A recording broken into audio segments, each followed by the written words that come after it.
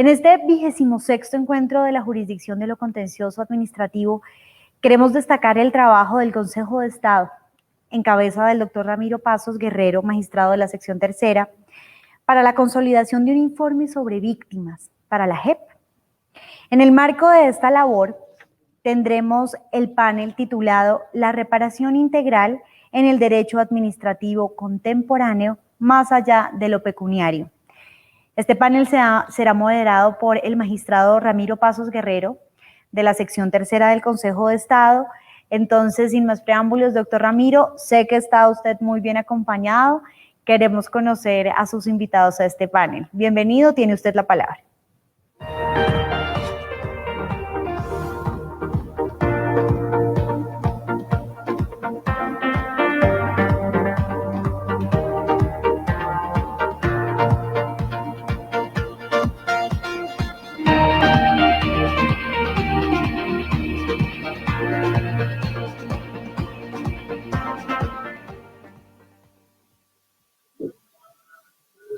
Muy buenas tardes. Sin duda alguna, vivimos una época de grandes transformaciones, nuevos retos que nos obligan a afrontar problemas y desafíos tanto locales como regionales. Solamente para citar un ejemplo, la actual crisis sanitaria mundial nos obliga a repensarlo todo, repensar nuestra vida personal y colectiva, las relaciones del ser humano con la naturaleza, la cultura, la ciencia, la política, los modelos económicos, las instituciones y desde luego el derecho y especialmente el derecho administrativo. Hoy se hacen más visibles las injusticias y las discriminaciones antes ocultas, la lucha de las mujeres por mejores condiciones de igualdad, los graves problemas de racismo de las sociedades contemporáneas, la discriminación de minorías sexuales, la indignación de los jóvenes, no siempre pacífica, frente a situaciones de injusticia y arbitrariedad, los movimientos antiglobalización, entre otros fenómenos. Y entre esos importantes desafíos, los derechos humanos y su protección como un asunto que deja de ser un problema de las víctimas y de los estados nacionales y se convierte en una preocupación de la humanidad. Bajo este contexto, ha querido el Consejo de Estado propiciar un espacio de reflexión sobre una de las instituciones más importantes del derecho administrativo, como es la responsabilidad del Estado cuando causa daños, y en especial la restauración de los derechos o la reparación de las víctimas. Hoy es un asunto de interés global cuyas respuestas todavía están en construcción. Bajo ese desafío de propiciar nuevos relatos y nuevas respuestas, tenemos a continuación un panel muy importante que nos honra con expertos internacionales que nos acompañan en el día de hoy para tratar sobre estos temas. En primer lugar, quiero presentar a la doctora Adriana García, quien nos acompaña desde Nueva York. La doctora Adriana es profesora del Centro de Investigación y Docencia Económicas del CIDE en México y consultora de Open Society Justice Initiatives en Nueva York. Es coautora de la guía en materia de reparaciones por violaciones a los derechos humanos relacionadas con la integridad física, obligaciones internacionales y prácticas jurisdiccionales, una obra publicada por el Tribunal Federal de Justicia Administrativa de México y el Centro de Investigación y Docencia Económicas CIDE en el 2019. De igual manera, se encuentra con nosotros la doctora Ana Elena Fierro Ferráez, quien nos acompaña desde la Ciudad de México. Es la actual coordinadora de la Maestría en Administración y Políticas Públicas y profesora investigadora del Centro de Investigación y Docencia Económicas CIDE de México. Al igual que la doctora Adriana García, es coautora de la Guía en materia de reparaciones por violaciones a los derechos humanos. De igual manera, tenemos el honor de presentar a la doctora Paola Llaver Coronado, quien desde Ciudad de México se ha vinculado a este panel. Ella es magistrada del Tribunal Federal de Justicia Administrativa de México. Bienvenida y es un honor, magistrada, que se encuentre con nosotros. Y por último, al profesor José Roldán Sopa desde la Ciudad de México. El doctor Roldán Sopa es profesor investigador titular en Derecho Administrativo, investigador nacional del Sistema Nacional de Investigadores y destacado tratadista en temas de derecho administrativo y de responsabilidad del Estado. Bienvenidos e igualmente mi reiteración por parte del Consejo de Estado y del encuentro de la jurisdicción su presencia a este evento. Voy a comenzar este panel con la doctora Adriana García. Quisiera preguntarle cuál fue la motivación que ustedes tuvieron para realizar esta investigación que concluyó con este libro, ¿ah? Y fundamentalmente dirigido a los jueces, y por qué escogieron para su estudio a determinados países de Latinoamérica, entre ellos Colombia. Gracias, doctora. Muchísimas gracias. Antes que nada, de verdad, no saben cómo agradecemos la invitación. Es un honor para nosotras estar presentando esta guía en el Consejo de Estado, que ha sido nuestra inspiración total. Si ustedes ven la guía, van a ver que está inspirada mucho en las resoluciones de Colombia y en el avance, así que gracias. Muchas gracias, magistrado Pasos. De verdad es un honor para nosotros presentar esta guía aquí en el Consejo de Estado. Y también quería hacer mención de que no soy la única autora, está con nosotros también la doctora Ana Elena Fierro y la tercera autora es Masha Lizitsina. Esta guía empieza por un esfuerzo del trabajo que hace Open Society Justice Initiative en México. Open Society Justice Initiative lleva tiempo trabajando en México y una de las líneas que inició hace 7 años, un poco más de 7 años, es el buscar reparaciones a través de mecanismos distintos a la responsabilidad penal. Y con ello empezamos a explorar la responsabilidad patrimonial del Estado. Y haciendo trabajo tanto con organizaciones de la sociedad civil como con jueces, nos dimos cuenta de que el tema empezaba a surgir en México. Y empezaba a surgir de muchas formas. Organizaciones pidiéndolo, víctimas pidiéndolo y jueces queriendo dar reparación. Pero era algo que no sabíamos cómo se comía en México, ¿no? En un principio estábamos totalmente basados en la idea de que la reparación era la compensación. Ni siquiera aquí teníamos grandes avances de cómo se da la compensación. Y entonces decidimos empezar a explorar, decidimos ver qué estaba pasando en otros países. Otra cosa que nos llamó mucho la atención es que cuando hablábamos con jueces, nos decían, es que yo prefiero ver una sentencia de un juez, por ejemplo, colombiano o un juez argentino, que es mi par, ¿no? Que los dos estamos lidiando con un derecho como más local y no internacional, a que lleguen y me digan todo lo que ha hecho la Corte Interamericana o lo que están haciendo los organismos de la ONU o lo que están haciendo organismos internacionales. Prefiero como estar pendiente de lo que están haciendo mis pares y aun cuando no son obligatorias me sirve mucho el análisis porque puedo, ¿no?, generar este tipo de análisis en mi país. Empezamos a ver en México como muy puntuales, ¿no?, algunas sentencias que empiezan a explorar la reparación que vaya más allá de la compensación. Y aquí hago mención de que la guía no incluye la experiencia mexicana.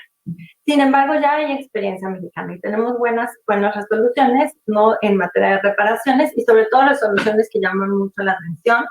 Y aquí nada más mencionaría una, ¿no?, que se refiere a un caso que es muy emblemático ahora en México, del caso Ayotzinapa, ¿no? En el caso Ayotzinapa, una juez del Poder Judicial Federal ordena como parte de la reparación la creación de una comisión de la verdad.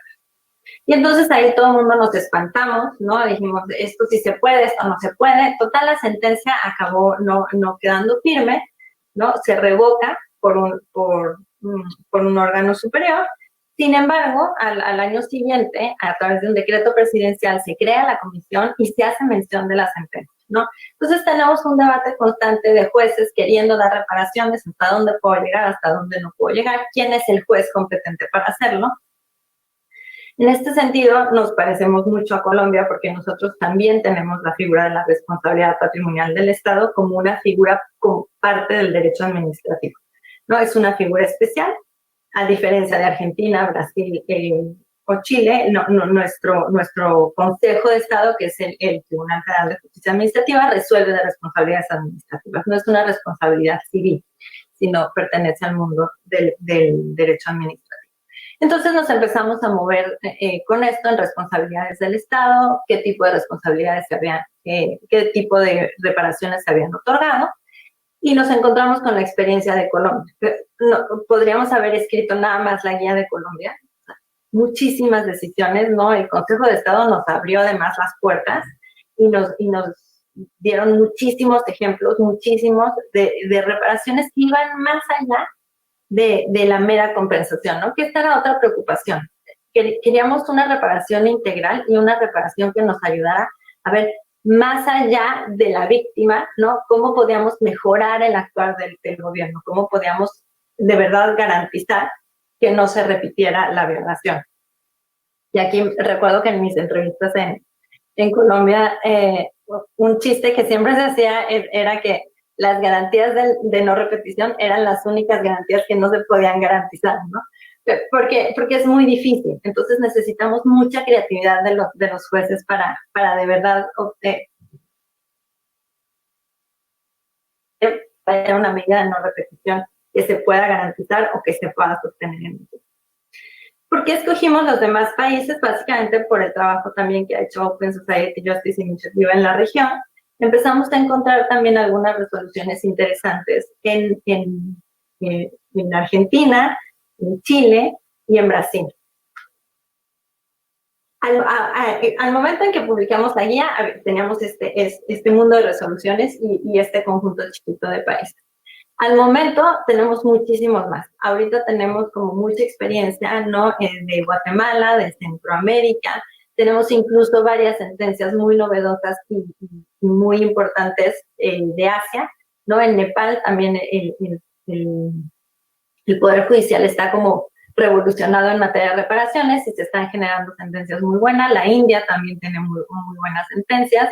En Europa también estamos viendo, ¿no? Sentencias de responsabilidad patrimonial del Estado. En España se empieza a utilizar la responsabilidad patrimonial del Estado para implementar las decisiones de la Corte Europea, ¿no? Entonces, es un tema que se está moviendo, es un tema que queremos seguir explorando y queremos integrar también la experiencia de otros países y, por supuesto, también ahora la mexicana, ¿no?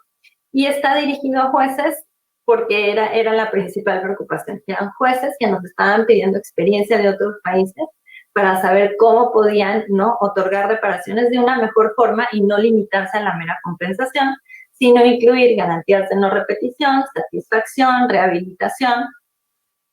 Y esa fue nuestra principal motivación para hacer ley. Muchas gracias.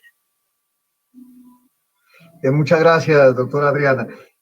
Quisiera continuar con este panel con la doctora Ana Elena Fierro. Ella es igualmente otra de las autoras de esta importante guía.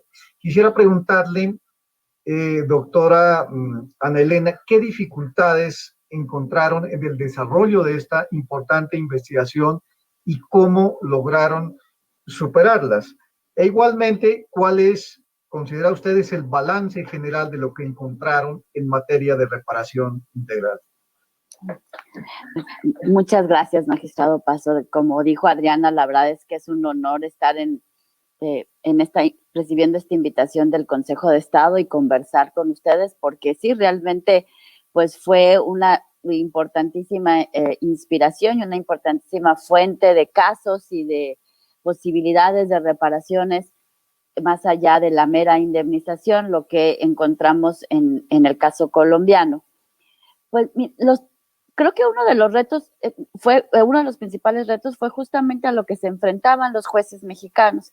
Los jueces, como ya nos comentaba Adriana, tenían esta inquietud de lograr que sus sentencias realmente cambiaran la vida de las víctimas, realmente lograran repararles las violaciones de los derechos humanos, pero no teníamos o no estaba muy claro cómo eran los instrumentos.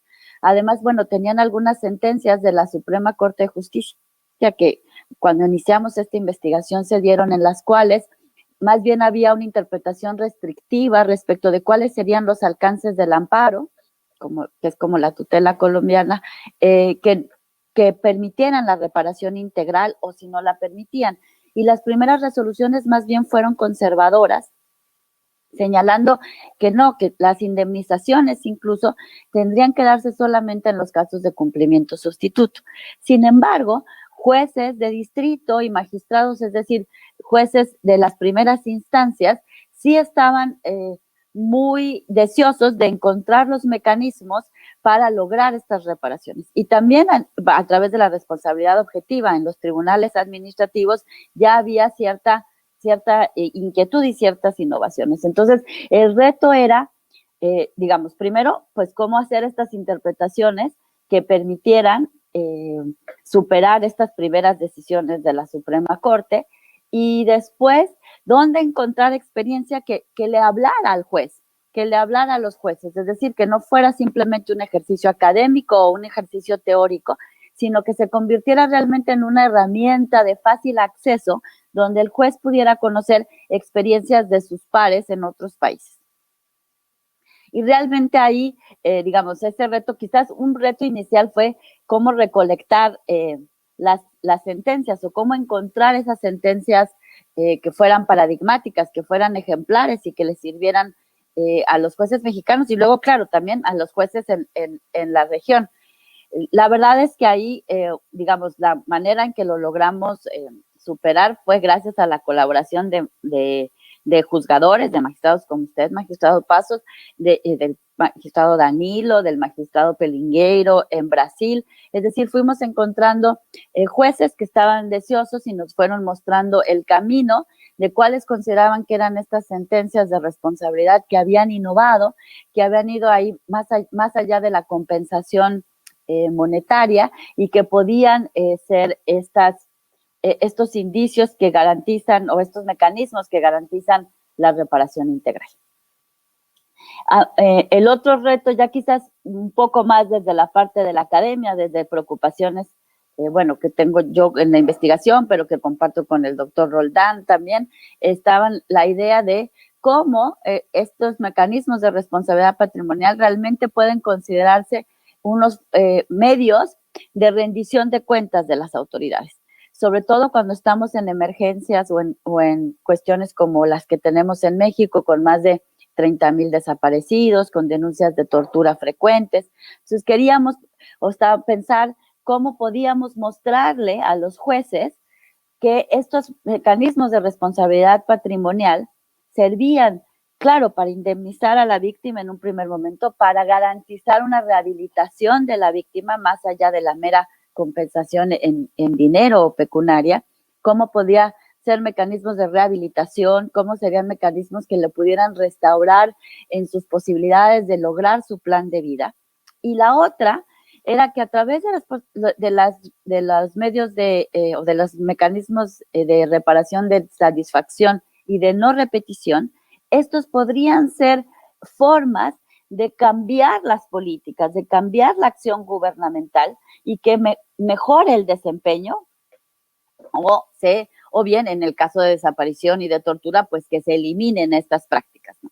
Y en este sentido, pues el reto era encontrar esas sentencias innovadoras que mostraran cómo en otros países se habían ordenado a través de los mecanismos de no repetición, por ejemplo, capacitación a los militares en materia de derechos humanos, disculpas públicas que hacían esta rendición de cuentas, este reconocimiento de la violación y entonces de las formas o de los mecanismos en cómo evitar que ésta se repitiera, otras formas como de establecer procedimientos por ejemplo, en la cadena de custodia o procedimientos cuando se habla de desplazamientos forzosos, por ejemplo, para que estos se eviten. ¿Cuáles eran los parámetros, los lineamientos que las autoridades tendrían que dictar dentro de las medidas de no repetición para que efectivamente estas violaciones de derechos humanos no se repitieran?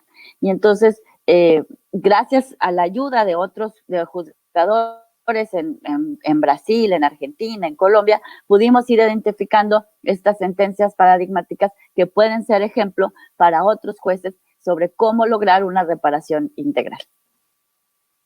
Gracias. Muchas gracias, doctora Ana Elena. Quisiera ahora invitarlo al profesor José Roldán. Doctor Roldán, usted desde la academia como investigador, como conocedor profundo, digamos, del derecho administrativo contemporáneo, ¿cómo usted califica que es el panorama actual del derecho administrativo en relación con la reparación integral, en especial en materia de responsabilidad del Estado? Y ese tránsito de la indemnización hacia la reparación, ¿es solo cuestión normativa? Consejo de Estado por la invitación y a mis colegas por los muy buenos comentarios. Yo plantearé la respuesta en los siguientes términos.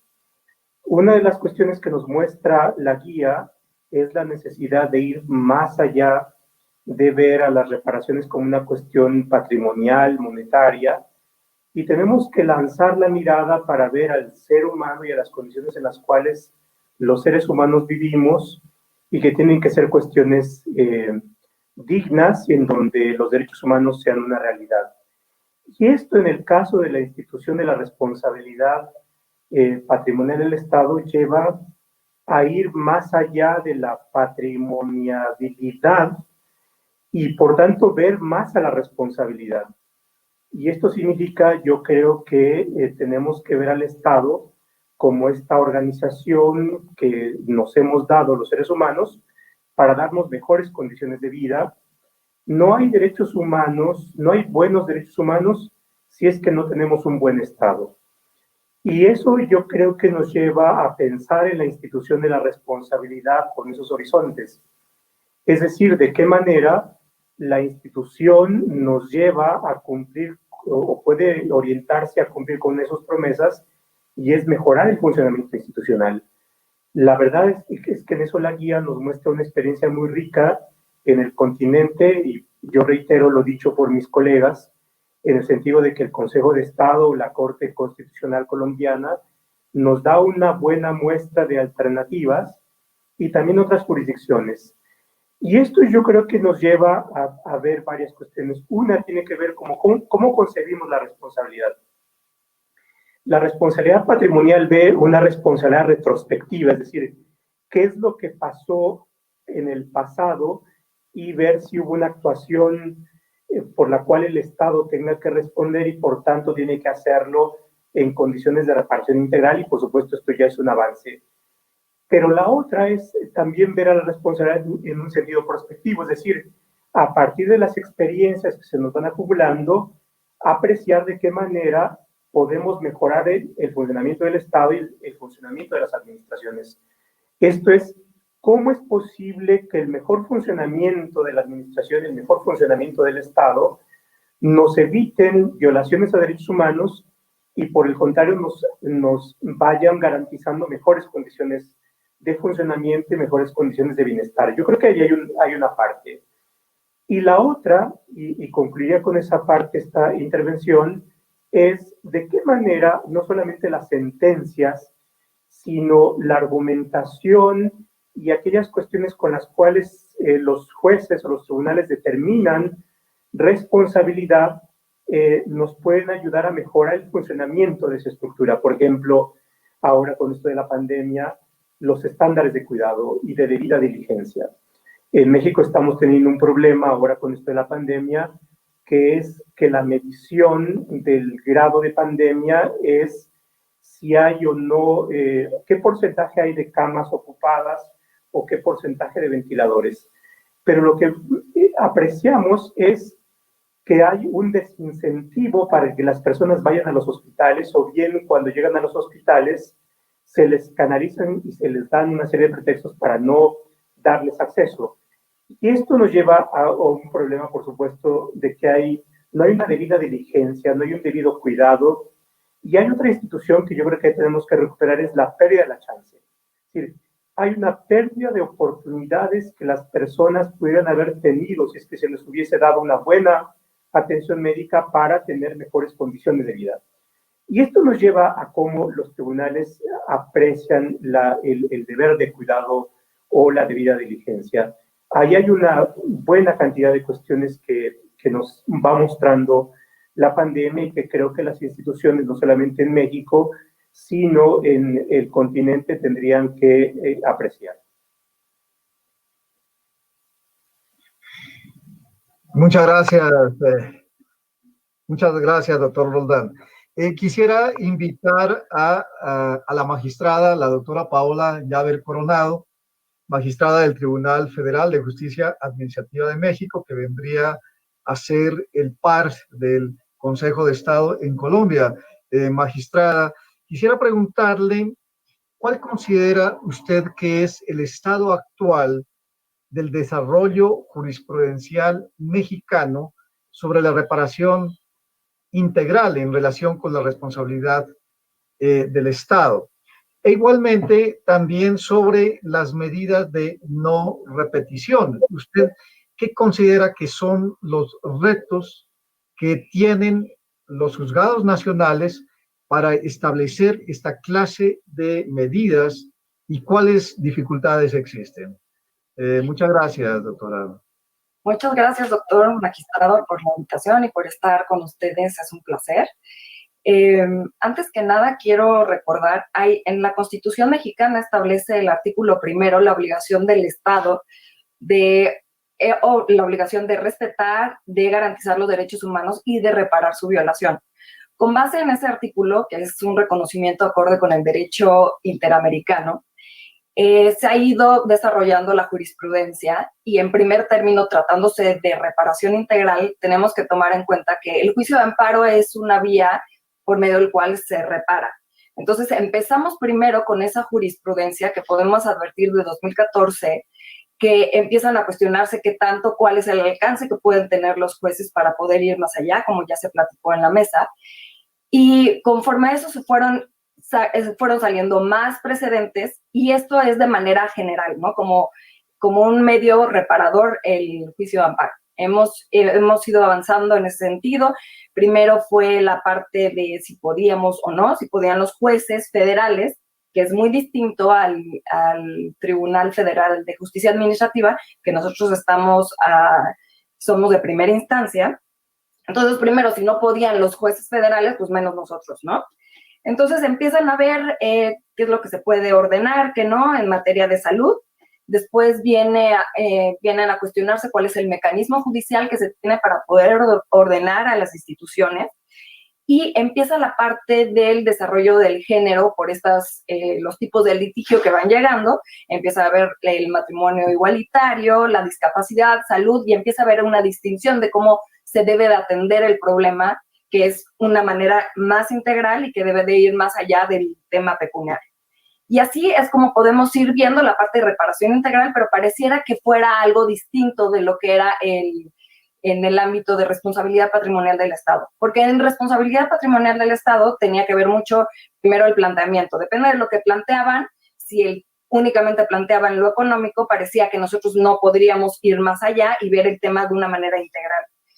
Conforme fue avanzando la jurisprudencia en México, podemos advertir que se empezó a centrar la Corte a ir delimitando la parte pecuniaria, más que nada con el daño moral, que era el elemento que nos permitía poder entrar al tema de manera sin que prescribiera, porque pues también era el tema de que primero la Corte había dicho que si había pasado más de un año de que había ocurrido el hecho que afectó o violó los derechos humanos, ya no podían ir. Y si ya le decían en ámbito administrativo que era que ya había prescrito su posibilidad de acudir, entonces ya no podían ir al tribunal, y en el tribunal nosotros teníamos que decir que no bajo una jurisprudencia.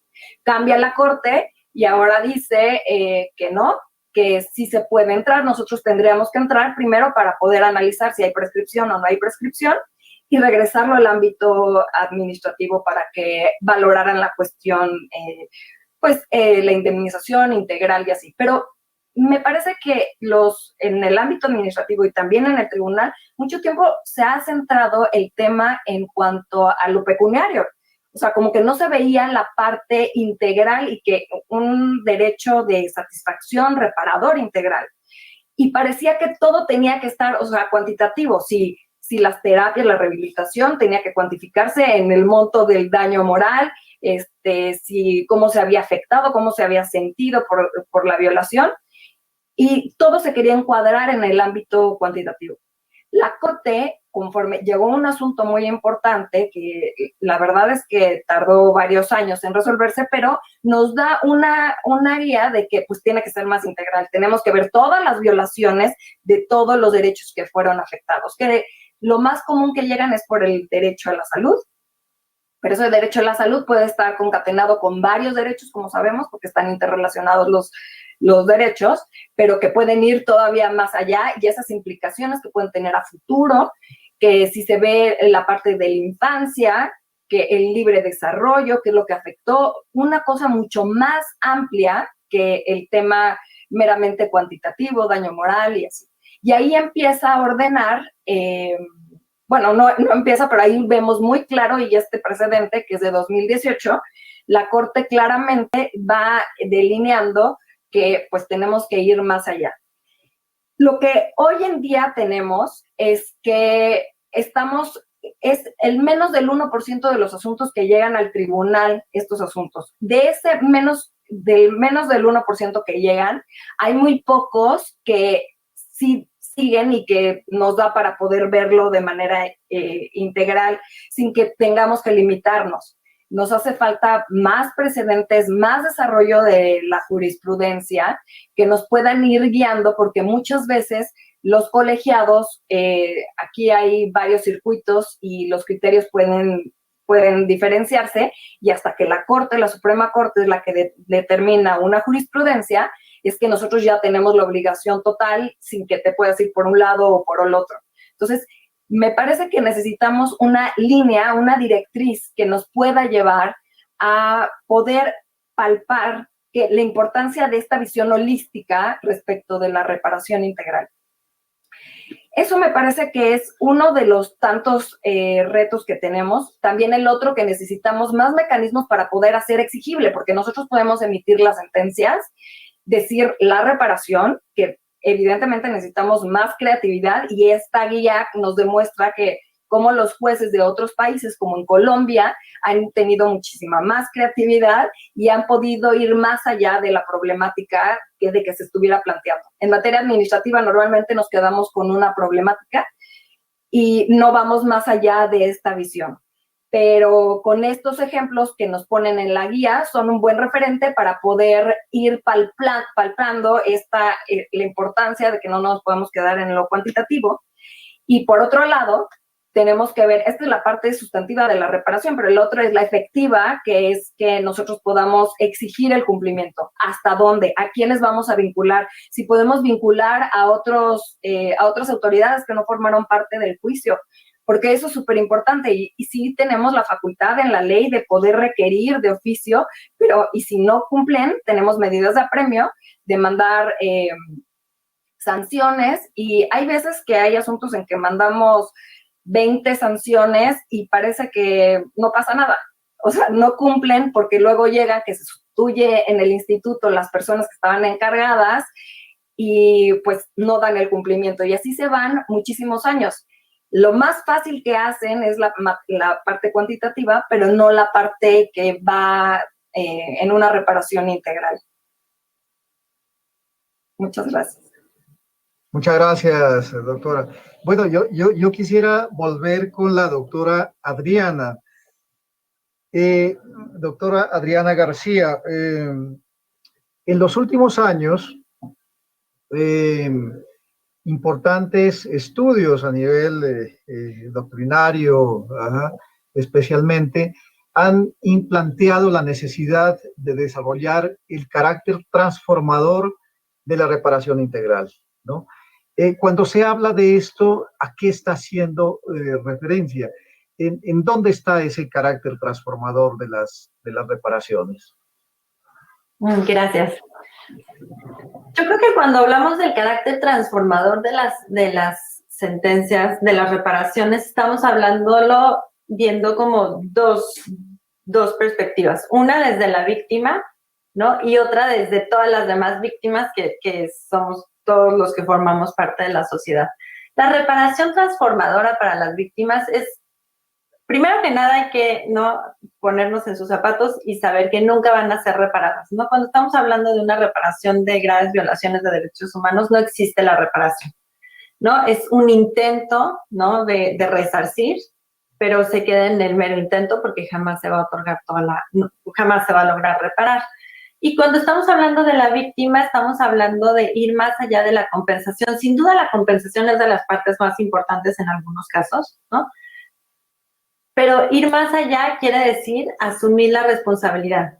Yo recuerdo en muchas de las entrevistas que he tenido cuando explico la parte de responsabilidad patrimonial del Estado, pues también tengo que explicarle a las personas que es un procedimiento largo, tortuoso, ¿no? 7 años, requiere mucha especialización porque es derecho administrativo y es un tribunal, ¿no? Que no es como otros tribunales, etcétera.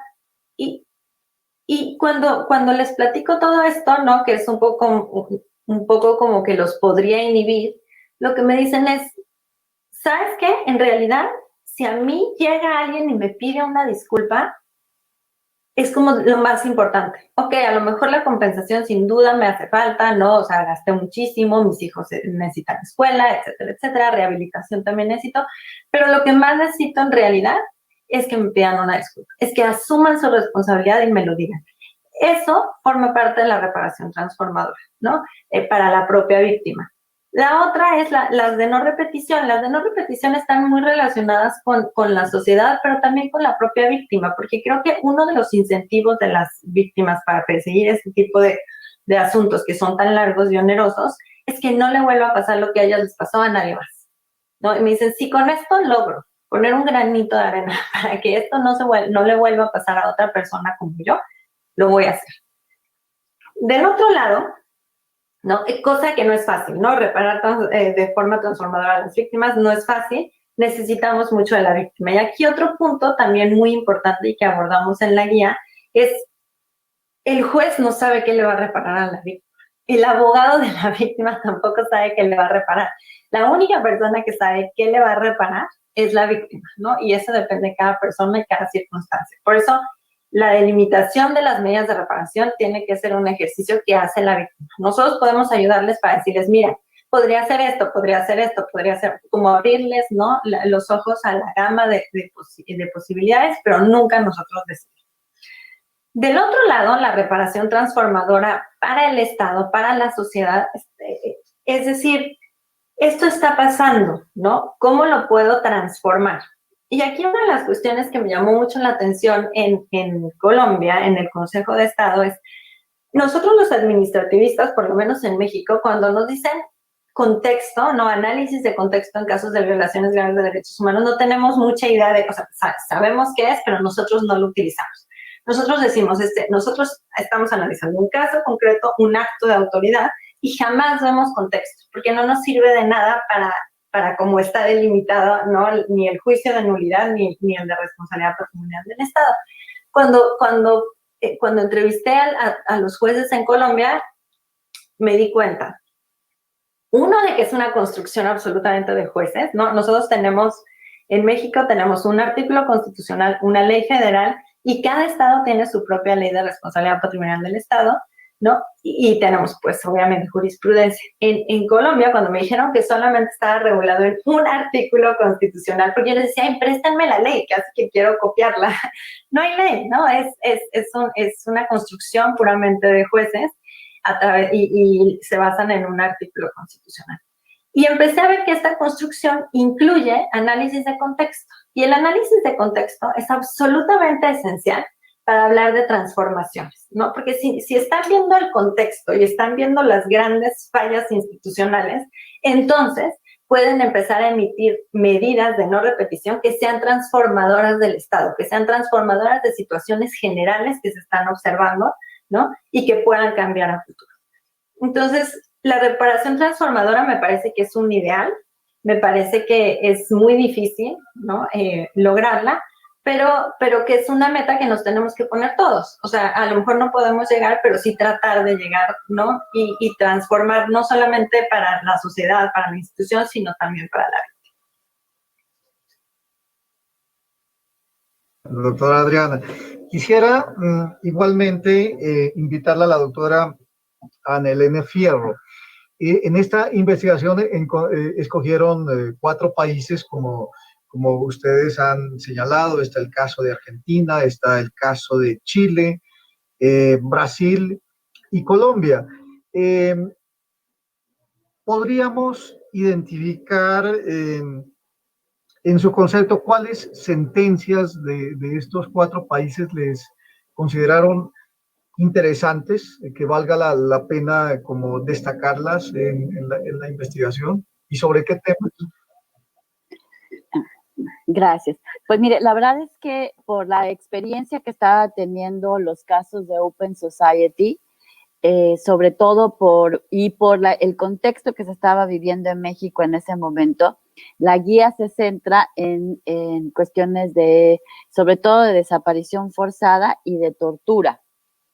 Esos fueron los temas que, digamos, en específico estábamos buscando, porque tenemos casos, pues justo como ya había mencionado Adriana, ahora ya se resolvió, pero no se había resuelto el caso Ayotzinapa, que es el de los 43 estudiantes desaparecidos, y teníamos otros casos, la cuestión, por ejemplo, de ir encontrando por todo el país, en México, fosas clandestinas con personas y la identificación de personas, todo este movimiento que de hecho hoy todavía, por ejemplo, en las noticias de estos días están madres buscando a sus hijos y a sus hijas que han desaparecido. Entonces, la mayoría de las resoluciones que revisamos se referían sobre todo a estas cuestiones, a cuestiones de desaparición forzada y a cuestiones de tortura.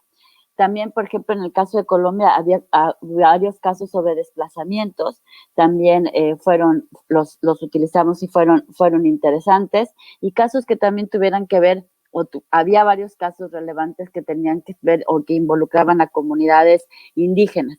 Y estos también, porque en algunos de los casos paradigmáticos en México también teníamos estas problemáticas. Entonces, la guía no es en realidad sobre la reparación en todos los temas, sino más bien en estos que eran los casos que se estaban repitiendo y los casos que diversas ONGs en México estaban solicitando apoyo para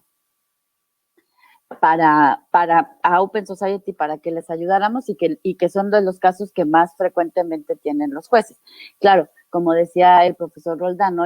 Quizás ahora uno de los grandes retos va a ser cómo llevamos esto de las reparaciones a la cuestión del enfrentamiento de la pandemia.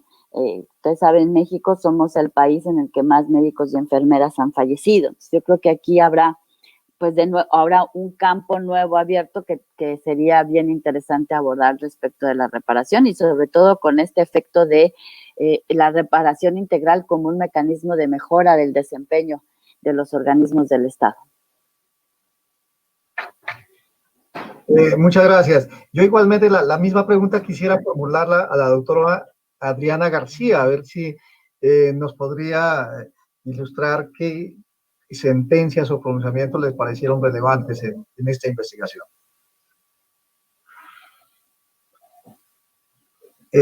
Doctora, el micrófono, por favor, ¿pudiera activarlo? Sí, gracias. Muchísimas gracias. Como decía la doctora Fierro, los casos se centraron en violaciones relacionadas con la integridad física, pero nos dimos cuenta de que había resoluciones muy interesantes. Las primeras resoluciones que nos llamaron la atención fueron, por supuesto, las resoluciones del Consejo de Estado, donde empezamos a ver, ¿no?, la disculpa pública, que en Colombia no era novedad, ¿no? Para nosotros la primera sentencia que hubo una disculpa pública fue como, wow, una disculpa pública otorgada. Ahí empezamos a ver disculpas públicas y recuerdo que de las que más nos llamaron la atención es aquellas que obligaban al Estado a emitir protocolos, ¿no? O sea, se daban cuenta de que había una violación constante en, por ejemplo, hospitales, ¿no? Y se debía mucho a que no había lineamientos que establecieran quién tenía la obligación de cuidar, ¿no? Y entonces empiezan a emitir estas resoluciones donde dicen, oye, Estado, emite este lineamiento, emite este protocolo, ¿no? Y entonces empezamos a ver cómo realmente están incidiendo en la actividad futura del Estado. Esa nos llama mucho la atención estas. También muchas sentencias de rehabilitación, cosa que es rara, no habíamos visto tantas resoluciones donde se ordenara la rehabilitación. También la rehabilitación psicológica, ¿no? Que es muy importante. Otras que nos llamaron la atención y quizá nos llamaron la atención, pero no son tan relevantes porque al final fueron votos particulares, se refieren a las sentencias que encontramos en Brasil. Hay una sentencia de la que siempre hablo porque me llamó muchísimo la atención. Es una sentencia en la que se está decidiendo la responsabilidad del Estado por las malas condiciones de las prisiones, ¿no? Esto sucedió en Río de Janeiro y entonces debido a las malas condiciones de la prisión, falta de higiene, falta de agua, ¿no? Las condiciones de insalubridad, de sobrepoblación, empiezan a detectar personas que desarrollan ciertas enfermedades. Esta persona desarrolla una enfermedad, se acredita la responsabilidad del Estado porque es una persona en custodia, y cuando están discutiendo qué medida podría ser la mejor medida de reparación para la persona, empiezan a decir cuánto dinero le damos, ¿no? Y mientras están haciendo los cálculos, uno de los jueces dice, oigan, esta persona está en prisión, ¿realmente le va a servir que le demos tanto dinero? ¿No? ¿Qué podría ser realmente reparador para esa persona y al mismo tiempo enseñarle una lección al Estado? ¿No sería mejor bajarle la pena? Si la condena fue de 10 años, bajémosle 2 años para las condiciones a las que los estamos sometiendo. Eso le va a dar mucha más satisfacción a él y el Estado se va a repensar las cosas. Al final del día no se aprobó y le dieron una compensación. Pero dentro de las sentencias también brasileñas, que muchas se refieren a esta parte de las malas condiciones de las prisiones, encontramos que otras, que sí fueron mayoría y esta sí se aprobó por los 3 jueces, es que empiezan a requerir al Estado solicitar mayor presupuesto para las prisiones, ¿no? Y no solamente le requieren pedir más presupuesto a la Federación para mejorar las condiciones de las prisiones, sino que inventan mecanismos de monitoreo de la implementación. Entonces le dicen, me vas a tener que decir cada año cuál es el presupuesto y cómo lo estás ejerciendo para mejorar las condiciones de las prisiones. Esa sentencia también nos llamó mucho la atención. Y creo que en general las que más nos llamaron la atención, y creo que es una gran lección, es entre más específica sea, más reparadora y más fácil de monitorear. Si nosotros otorgamos medidas de reparación como muy generales o medidas de no repetición también muy generales, pues lo que estamos diciendo es cumple la ley, ¿no? Y eso, ¿cómo lo vas a revisar? En cambio, si eres mucho más puntual y si eres mucho más preciso en qué medidas, te das cuenta de que, uno, como tribunal tienes una mejor forma de monitorear la implementación, y 2, que sí vas a estar buscando una mejor reparación. Muchas gracias, doctora Adriana. Ya casi estamos, bueno, finalizando el tiempo. Yo quisiera preguntarle a la magistrada Paola Llaver, ¿por qué es importante esta institución de la reparación integral en lo contencioso administrativo, en los procesos que en el caso de México? ¿Por qué tiene esta importancia? Sí, muchas gracias. A mí me parece que las sentencias pueden tener un carácter transformador y justamente en el ámbito administrativo, si vemos la responsabilidad patrimonial del Estado, una de las finalidades es que se mejoren los servicios públicos. Una vez que ves el caso y ves el contexto en el que estás y tienes que identificar cuál es la problemática. En este caso, si nosotros atendemos a una sentencia reparadora integral en la que podemos identificar los distintos puntos en los que, además de darle una reparación en que tenga una satisfacción, podamos incidir en políticas públicas que se vayan creando. Me parece que como tribunal tenemos una gran responsabilidad de poner atención, de ver la problemática existente, y ver el contexto en el que se encuentra y ver las medidas a futuro que puedan incidir tanto en el ámbito institucional o estructural. A veces este sistema reparador requiere de una visión, atención con perspectiva de género, en el que puede tener una visión interseccional para que efectivamente tengamos la reparación y podamos ver e incidir la estructura o la problemática que está haciendo que recurrentemente se hagan las violaciones a derechos humanos. En el caso del tribunal nos pasó tuvimos un caso muy interesante y me pareció que es complicado porque, atendiendo justo el contexto, es una señora que fue a cirugía rápida para que pudiera tener a su bebé, le tuvieron que hacer cesárea de urgencia. En esa cesárea de urgencia le dejaron una gasa, no estuvo con fiebre y con malestar y se sentía mal, y lo que venía diciendo es que quiero que me repare el estado, que me sentí mal durante 15 días. Nada más fue lo que pidió 10 millones por esa reparación porque se sintió muy mal.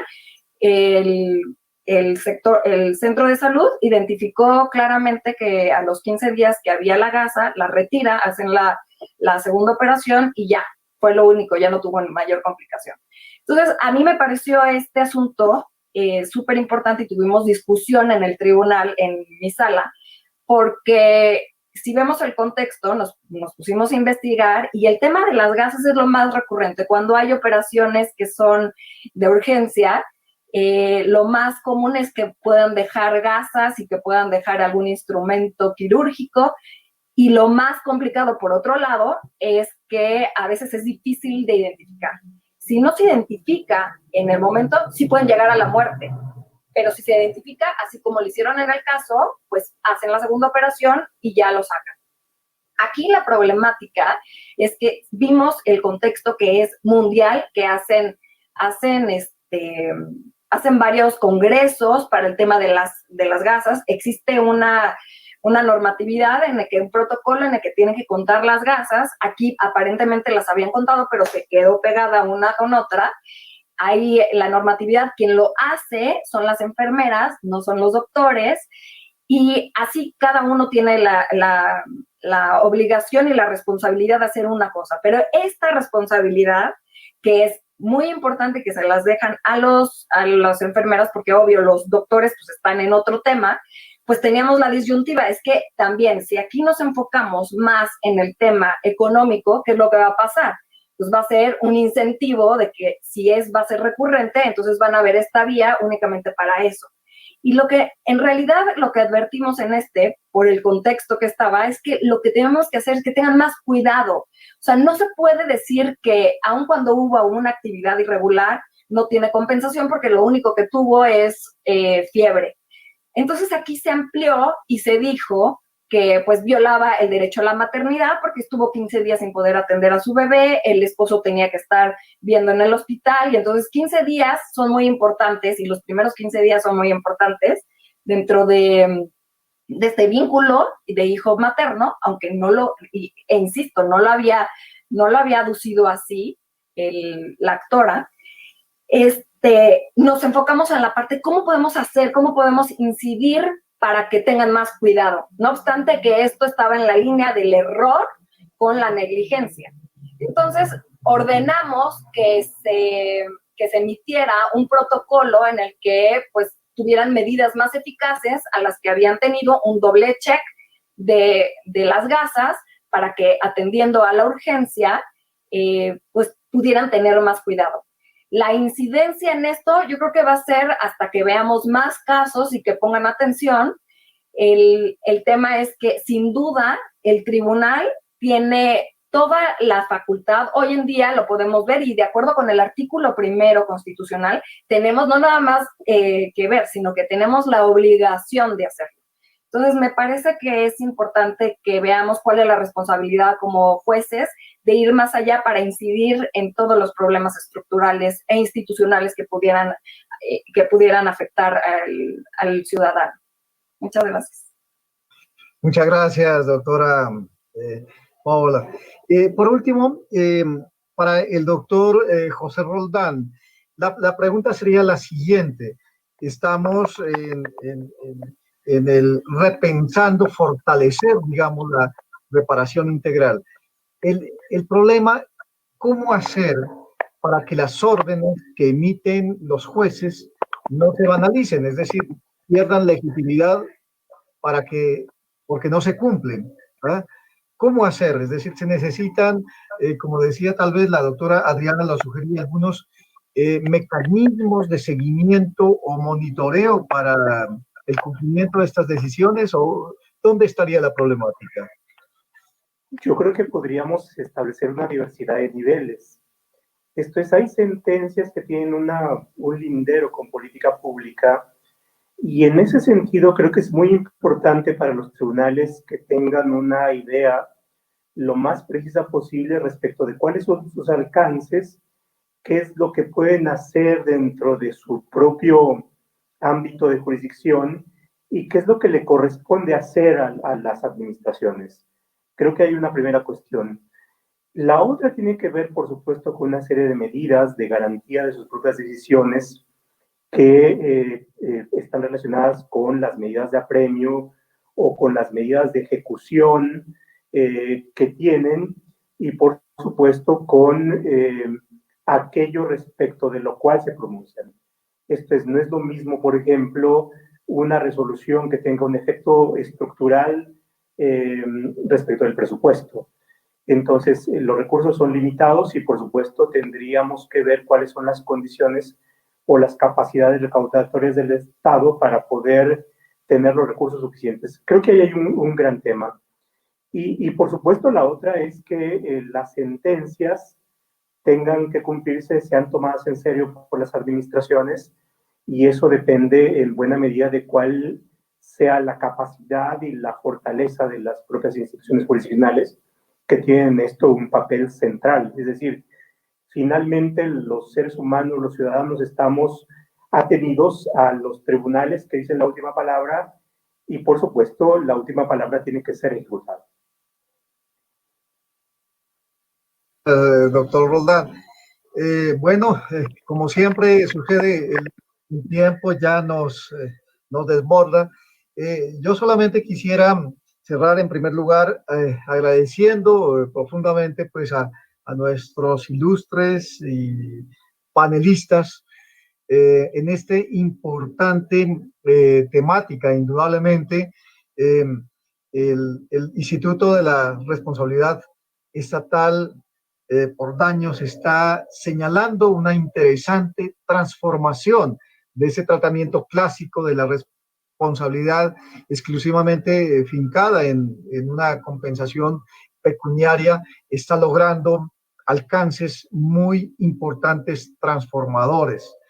Indudablemente, pues está en construcción, ¿verdad?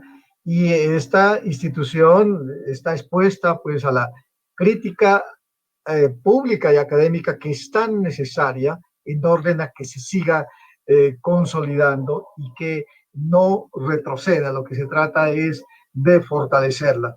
Yo quiero destacar que pues en este encuentro digamos, la participación ha sido muy numerosa, no solamente de jueces, sino también de académicos, litigantes, estudiantes universitarios, y tenemos pues un gran registro, no solamente a nivel del país, sino también del extranjero. Yo quiero con esto cerrar, nuevamente agradecer esta participación, y aspiro pues que esto incentive de seguir construyendo a partir de estas preguntas, de estas problemáticas, de seguir construyendo esta institución que para los derechos humanos y la democracia es muy importante. Mil gracias. Muchísimas gracias. Realmente muy interesante. Muchas gracias, magistrado Pasos.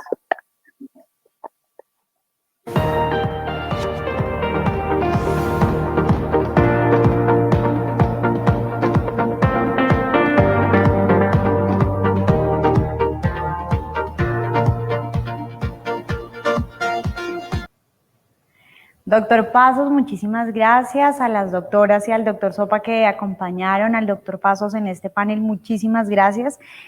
Y queremos hacer un reconocimiento muy especial al doctor Pasos por su contribución, no solo en este panel, sino con la difusión de nuestra jurisprudencia, que ha sido un aporte muy importante para la realización de esta publicación de la que nos hablaba el doctor Pasos y que ustedes podrán ver en el stand del Consejo de Estado al finalizar el día, y es la publicación Reparaciones por violaciones de derechos humanos relacionadas con la integridad física. Esta es la publicación de la que nos hablaba el doctor Pasos y en la que participaron las doctoras que estuvieron en el panel y que muy amablemente pusieron a disposición de todos los participantes de nuestro encuentro y que ustedes encontrarán en el stand del Consejo de Estado. Así que al finalizar el día podrán descargar este libro y podrán conocerlo.